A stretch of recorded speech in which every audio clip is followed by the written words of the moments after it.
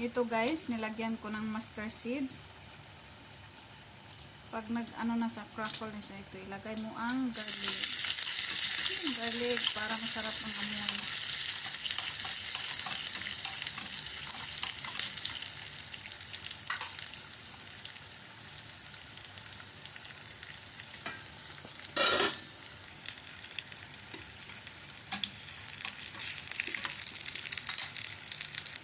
Ito guys.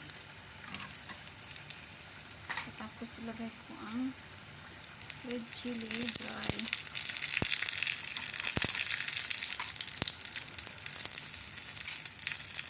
Tapos ang curry leaves.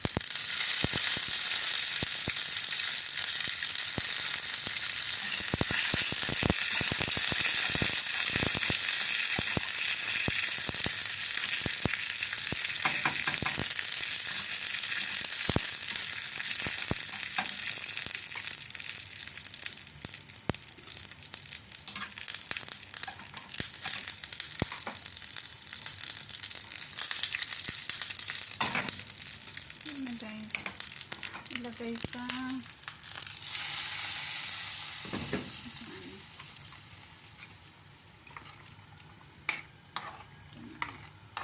done. Thank you so much for watching guys. Please subscribe my channels and like my channels and my video.